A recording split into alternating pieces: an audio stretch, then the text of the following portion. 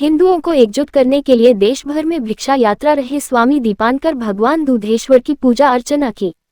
श्री दूधेश्वर पीठाधीश्वर श्री महंत नारायण गिरी महाराज ने उनका अभिनंदन किया।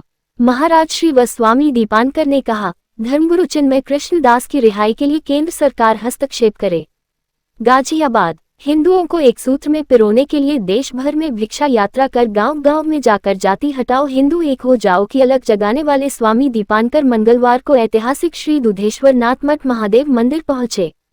उन्होंने मंदिर में भगवान दूधेश्वर की पूजा अर्चना की व उनका अभिषेक किया। मंदिर में विराजमान अन्य देवी देवताओं व गुरु मूर्तियों की समाधि की पूजा अर्चना के बाद उन्होंने श्री दूधेश्वर पीठाधीश्वर श्री महंत नारायण गिरी महाराज से मुलाकात की। महाराज श्री ने उनका पत्ता पहनाकर व स्मृति चिन्ह देकर अभिनंदन किया।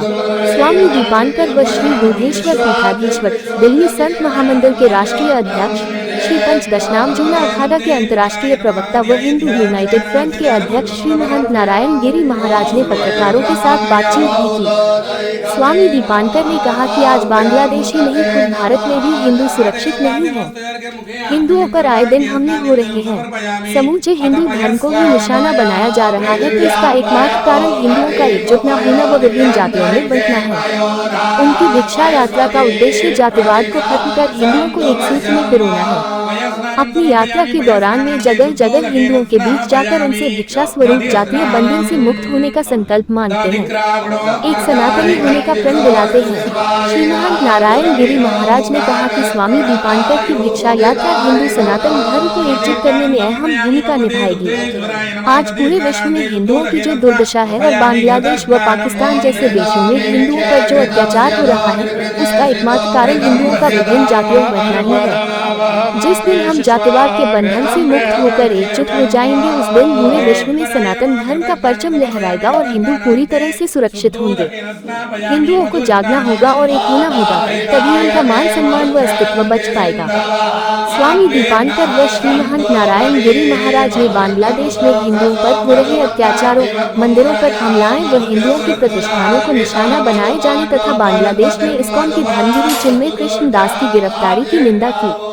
साथ ही इस मामले में केंद्र सरकार व प्रधानमंत्री से हस्तक्षेप कर हिंदुओं पर हो रहे अत्याचारों को रोकने व इस्कॉन के धर्मगुरु चिन्मय कृष्ण दास समेत सभी संतों को रिहा कराए जाने की मांग की। हिंदुओं का जबरदस्त समर्थन भी मिल रहा है। अपनी इस यात्रा के दौरान मंगलवार 3 दिसंबर को वे ऐतिहासिक श्री दूधेश्वर नाथ मठ महादेव मंदिर पहुंचेंगे और श्री दूधेश्वर पीठाधीश्वर श्री महंत नारायण गिरी के साथ भगवान दूधेश्वर की पूजा अर्चना करेंगे। पूजा अर्चना के बाद स्वामी दीपानकर व महाराज श्री प्रेस को संबोधित करेंगे। प्रेस वार्ता में बांग्लादेश में हिंदुओं पर हो रहे अत्याचारों व चिन्मय कृष्ण दास व अन्य संतों की गिरफ्तारी का विरोध कर केंद्र सरकार से ठोस कदम उठाने की मांग की जाएगी। केंद्रीय आर्य युवक परिषद के राष्ट्रीय अध्यक्ष अनिल आर्य ने प्रधानमंत्री नरेंद्र मोदी से अपील की है कि बांग्लादेश में हो रहे हिंदुओं पर अत्याचार हस्तक्षेप कर अत्याचार रुकवाए। वह आर्य समाज संदेश विहारोपीतम किराए तिलक नगर मालवीय नगर नई दिल्ली में आयोजित सभाओं में संबोधित कर रहे थे। उन्होंने कहा कि समय की मांग है हिंदू समाज संगठित हो।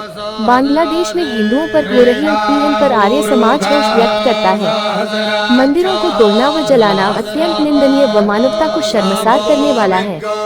इस्कॉन के गिरफ्तार साधुओं को भी अविलंब रिहा किया जाए। प्रदेश अध्यक्ष प्रवीण आर्य ने कहा कि जहां जहां हिंदू घटा वह हिस्सा देश से कटा है। चिन्मय कृष्ण दास दीपानकर जी महाराज से चर्चा होने के बाद में तो आज का जो ज्वलंत विषय है बांग्लादेश में लाखों हिंदू जो है उनका सारेआम कत्ल हो रहा है और बहु बेटियों को इज्जत के ऊपर में आबरू है जो है उनके ऊपर में बहुत बुरी तरह से जो है उसकी कल्पना भी नहीं की सकते। इस तरह से जो है पहले ही देखा कि आपने आसाम में वगैरह भी हुआ और कश्मीर में भी हुआ। तो ये बांग्लादेश जो है अभी मान लीजिए कि बांग्लादेश में ऐसी स्थिति बन गया है तो वहाँ का एक संत महात्मा जो है उनको जेल में डाल दिया महात्मा जी को। तो भारत के संतों के अंदर भी एक चेतना सन्यासी चेतना पहले सन्यासी चेतन है उनके अंदर भी एक चेतना है कि जो हमारा पड़ोसी देश है बांग्लादेश और हमारे हिंदू जो है कितने संख्या में वहाँ पर मारे जा रहे हैं। इस विषय को लेकर हमने विशेष रूप से प्रकार सम्मेलन रखा है और विशेष रूप से पूरे देश के हिंदुओं को इस वजह से बहुत से देखिए कि आप माओवादी लोग हैं या मान लीजिए कम्युनिस्ट लोग हैं जो अपने मानवाधिकार की बात करते हैं वो जो है जगह जगह बोलते रहते हैं। अभी इतना दिन से बांग्लादेश का मामला हो रहा है, चुप क्यों है ना जी? जब अल्पसंख्यकों वहाँ पर हिंदू जो अल्पसंख्यक के रूप में और उनके ऊपर अत्याचार हो रहा है, तो ये पूरा विश्व के लोग इसके ऊपर कोई भी व्यक्ति बोल नहीं रहा है। तो विशेष रूप से हमारा ये जो है भारत के साधुओं का विशेष बांग्लादेश के जो ये अत्याचार हो रहा है, इसमें सभी संतों का और विशेष रूप से मैं सारे भारत के हिंदुओं को मान कर रहूँगा कि ये स्थिति जो है बांग्लादेश वाली को भारत में भी हो सकती है कि यहाँ रोहिंग्या मुसलमान है, बांग्लादेशी है, कितने लोग यहाँ पर जो है बस रहे हैं, तो ये स्थिति यहाँ पे हो सकती है।